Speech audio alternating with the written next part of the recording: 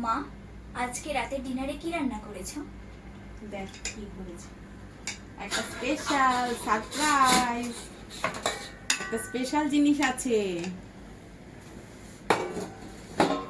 দেখাচ্ছি। এক্ষুনি করে আনা হলো, দেখবি তো পাতে দিচ্ছি। বিরিয়ানি? হ্যাঁ, ওয়াও, আমি তো ভাবতেই পারছি না। দেখ মাটন বিরিয়ানি, দম মাটন বিরিয়ানি। বাহ, তাহলে তো জমে যাবে। দেখ তো, খেয়ে দেখ তো কেমন হয়েছে। এই যে মাংস গরম গরম। দিলাম, আরো দেবো, দাঁড়া। ই করে দিয়েছিস তো? অসাধারণ। তাই অসাধারণ কতদিন হয়েছে। বাদে ঘরের তৈরি।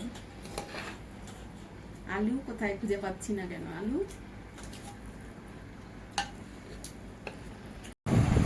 বন্ধুরা, ঘরের তৈরি দম মটন বিরিয়ানি একটু হয়তো অন্যরকম হতে পারে, কিন্তু আমার মেয়ে বলছে দারুণ হয়েছে। বাবাই দাঁড়া, তোকে মাংস দিচ্ছি।